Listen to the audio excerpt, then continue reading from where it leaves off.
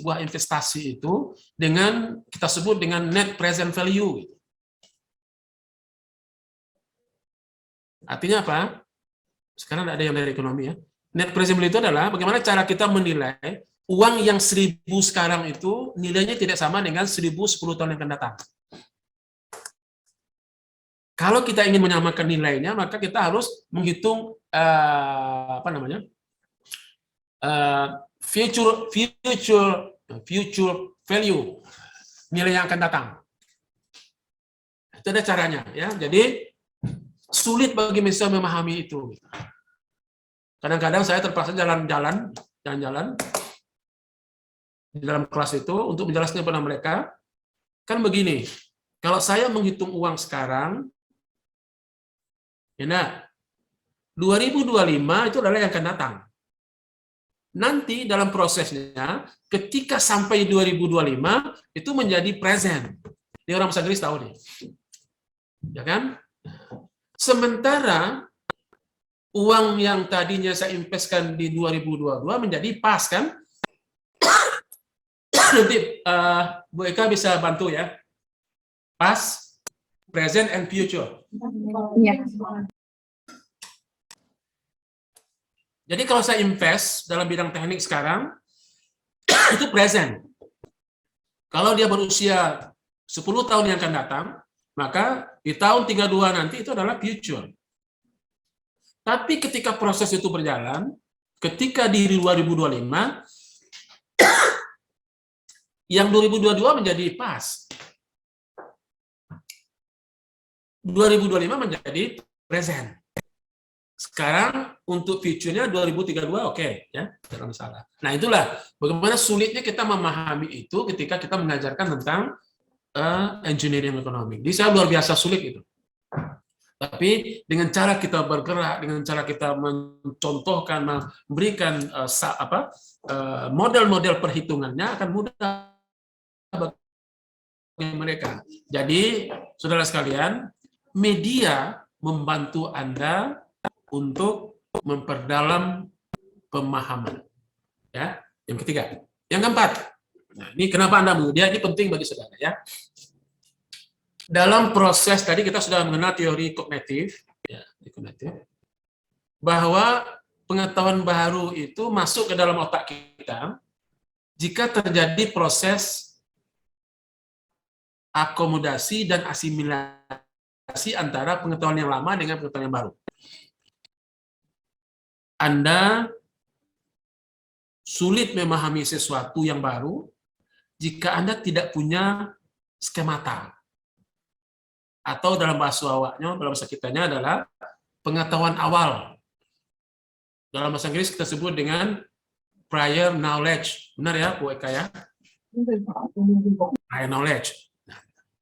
Anda akan sulit memahami sesuatu yang baru kalau tidak punya skemata. Ya, atau prior knowledge atau pengetahuan awal. Kenapa? Karena informasi baru itu tidak mungkin diterima begitu saja tanpa ada skemata. Ya, kita banyak mendapatkan pengetahuan dari Asobel misalnya tentang advanced organizer, pemuat awal. Oleh karena itu, ya, ketika Anda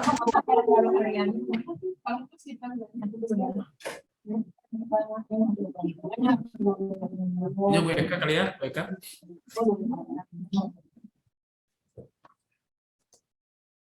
Kalau Anda tidak punya prior knowledge atau pengetahuan awal, Anda akan kesulitan tuh mendapatkan pengetahuan baru, karena dia harus terjadi proses asimilasi. Dan nanti pada ujung-ujungnya, apabila pengetahuan baru itu sudah menjadi milik Anda sebagai seorang pakar, itu menjadi proses yang kita sebut dengan ekuilibrasi. Mungkin Anda kenal dengan Mario Teguh kan? Ya, motivator Mario Teguh misalnya. Dia sudah ada dalam kepalanya semua. Atau kalau misalnya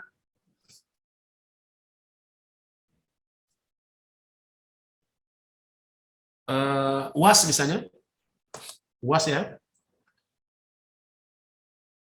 apapun persoalan dia sudah bisa mendasarkannya kepada Quran dan hadis.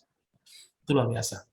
Nah, mendapatkan skemata itu, saudara, ya, kalau Anda ngajar, pernah mendengar kata-kata persepsi?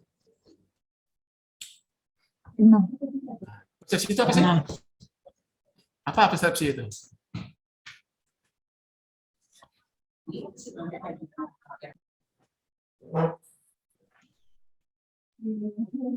Ada yang tahu?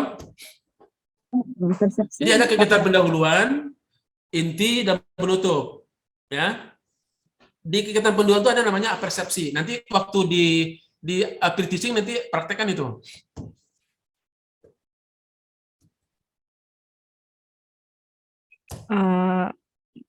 Izin Prof. Silakan. Nur Syifa. Iya, mungkin seperti kegiatan sebelum belajar, yaitu mengaitkan apa yang telah diketahui oleh mahasiswa atau peserta didik, atau dialami dengan apa yang nanti akan dipelajari, jadi ada keterkaitan. Mantap, mantap ya. Jadi kita mencoba secara kontekstual mengaitkan, ya, baik dengan pembelajaran sebelumnya maupun dengan kehidupan nyata si peserta didik itu. Pasti setiap materi yang kita sampaikan itu pasti ada secara kontekstual terhubung dengan kehidupan nyata, pasti. Nah, ya, media bisa dijadikan sebagai alat untuk persepsi, di mana nanti akan menstimulus otak berpikirnya. Ya, yang kelima nih. Jadi kenapa Anda menggunakan media? Cukup 5 saja. Kalau misalnya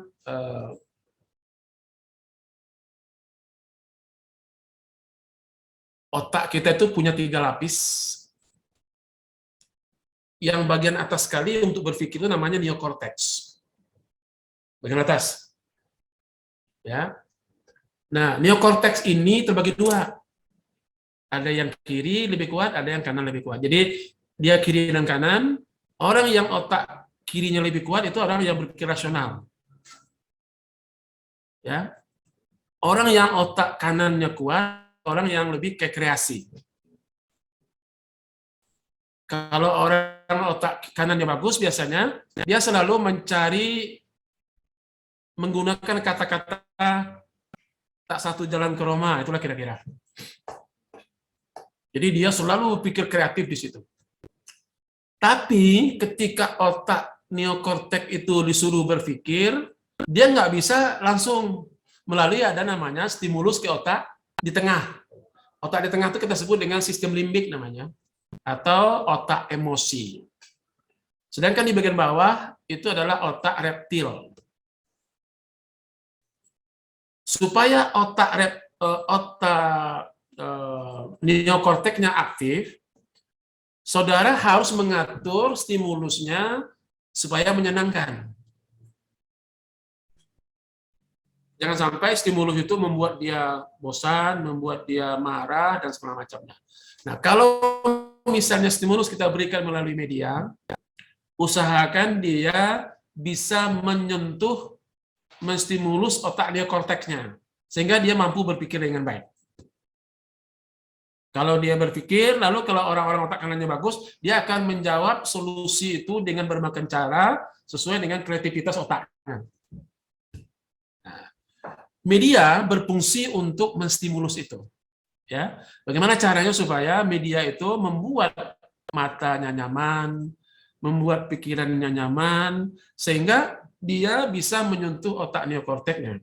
Nah, kalau otak neokorteknya sudah tersentuh, maka dia bisa berpikir dengan nyaman. Dan apapun yang kita berikan pada proses pembelajaran, dia akan dapat memberikan respon dengan baik.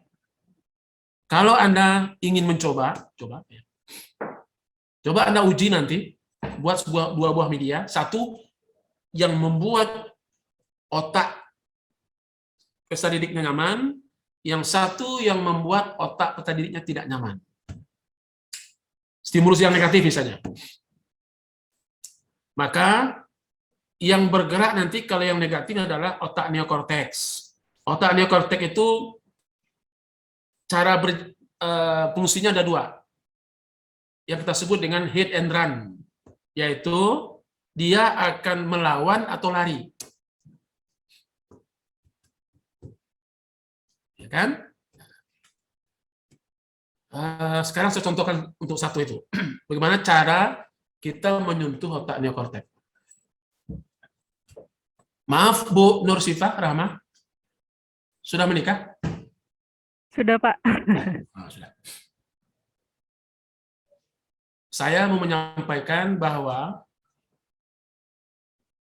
tadi ada seorang perempuan bersama suami ibu sedang menuju sebuah rumah makan.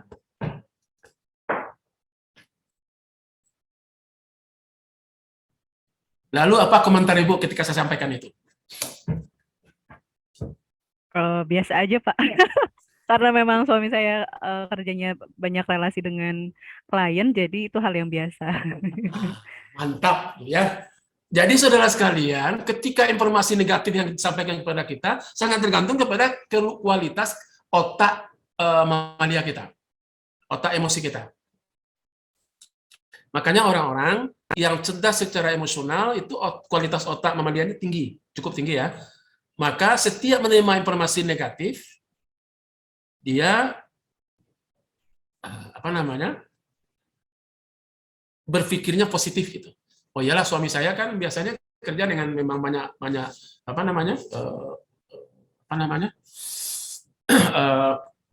teman yang betul-betul membutuhkan itu. Gitu. Nah, coba sekarang kita lihat kasus Rizky Bilar sama Lesti. Apa yang membuat otak neokorteks Lestinya itu tidak bereaksi dengan baik?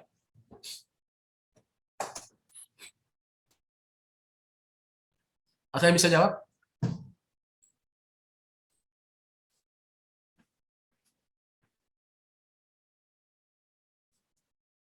Nggak tahu ya, nggak usah masuk ke situ ya. Jadi saudara sekalian, Mungkin menggambarkan dampak, Pak, atau impact-nya, karena kan selama ini persepsinya itu sebagai keluarga yang harmonis gitu. Nah, pada ya. saat ada informasi tersebut, jadi yang keluar ya seperti itu. Jadi stimulus yang muncul ya dari perilakunya Bilar misalnya, lalu memunculkan kemarahan yang luar biasa. Dan kalau kemarahan yang luar biasa itu, saudara sekalian, dia tidak lagi menggunakan otak neokorteks. Makanya kalau kita lihat dari potongan-potongan video ya di YouTube atau di real video, itu kan perkataan-perkataan yang kotor sekali tuh, anjing segala macam itu ya. Itu sudah sampai puncaknya sehingga dia tidak lagi menggunakan otak neokorteks kedua belah pihak. Yang digunakan adalah otak reptilnya. Saling serang, saling lawan, kemudian itu tadi. Jadi saudara sekalian, media itu fungsinya juga begitu, membuat otak kita nyaman. Nah, oleh karena itu, ya cukup 5 saja. Kenapa Anda penting menyiapkan media dengan baik? Itulah dia kira-kira, saudara sekalian, ini konsep penting yang harus Anda siapkan, ya. Nah, nanti saya akan berikan tips bagaimana saudara menyiapkan media itu. Sebelum kita lanjut, ada pertanyaan, silakan atau tanggapan. Prof, mohon maaf, ini slide-nya apakah memang di saya aja selamat berjumpa, atau Prof sebenarnya dari tadi menyampaikan slide? Itu dia stimulusnya bagus itu. Saya akan menggerakkan ini lagi. Itu pengantarnya tidak ada dalam slide. Ya. Oke?